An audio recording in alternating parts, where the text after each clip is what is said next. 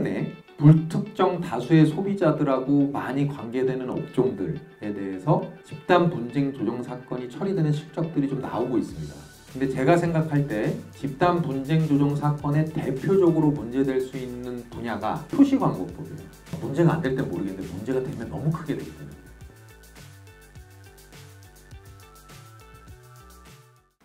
표광법 위반 사건에서 공정위가 제재를 하는 것 외에 일반적으로 볼 수 있는 또 다른 이런 가처분 비슷한 비스무리한 사건의 유형은 소비자들이 표시광고법 위반을 이유로 해가지고 손해배상을 청구하는 경우예요. 그런 손해배상을 청구하는 사건들도 있고, 다만 다른 사건들하고는 좀 다르게 표광법 위반 사건과 일반적인 위반 사건을 통한 손해배상 사건에서는 손해 발생 사실을 입증하는 게 쉽지가 않습니다. 더 어려워요. 다른 사건보다 훨씬 더 어렵습니다. 그래서 대부분은 손해배상 소송까지 나가지 않고 그냥 공정위가 이제 제재하고 사건이 끝나는 경우가 많습니다. 다만 제가 요즘 좀 이게 세상이 이렇게 변하겠구나 라고 생각하는 것 중에 하나가 뭐가 있냐면 집단 분쟁 조정 사건이 있습니다.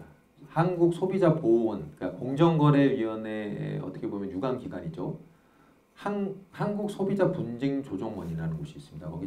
거기에 보면 집단 분쟁 조정 협의를 하는 경우도 있고 개별 분쟁 조정 협의를 하는 경우도 있어요.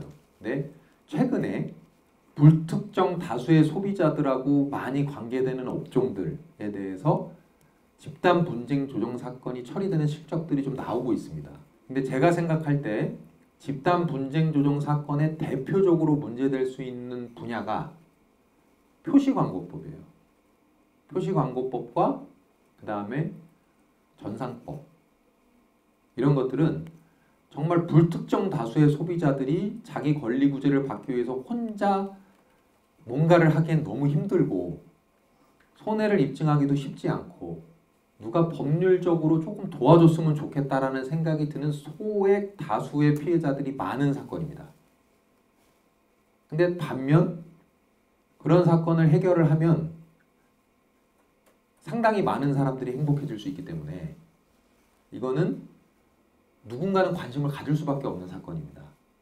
그래서 집단 분쟁 조정 사건이 지금 많이 이제 처리가 되고 있는 걸 제가 이렇게 보면서 이게 예전보다도 제가 맨날 강의하면서 표광법 위반 사건, 전상법 위반 사건 중요해요. 말씀드리지만 사실은 과징금으로 제재받은 사업자들도 그렇게 많이 없고 좀 광고가 문제되면 좀 광고 내리면 되고 이렇게 생각하지 않을까라는 생각을 하시는 경우가 있을까 봐 말씀드리는 건데, 이런 집단 분쟁 사건이 활성화되고 있다는 걸 좀 주목하셔야 됩니다. 왜냐하면 조정제도는 다 느끼시겠지만 조정제도는 아주 특징적인 게 있는데 뭐냐면 첫 번째로는 손해액에 대한 명확한 입증을 요구하지 않아요. 그 다음에 두 번째로는 여담입니다만 법원 절차와는 다르게 인지라는 부담이 없습니다. 인지를 납부해야 된다라는. 그러니까 다수의 소비자가 비용 부담 없이 빨리 그 집단 분쟁 조정 절차를 통해서 일정 금액의 피해 회복을 할 수 있는 제도예요. 일단 그렇게 만들어진 제도고 애초부터. 그러니까 그런 제도에서 그런 기관들에서 뭔가 실적이 쌓이고 있다는 것은 우리가 주의 깊게 봐야 됩니다. 특히 비즈니스를 하시는 분들 중에 여기 지금 계시는 분들 중에 우리가 소비자들하고 직접적으로 그 컨택하거나 소비자들을 직접적으로 만나는 사업자다. 그리고 그 소비자들의 수가 되게 많다.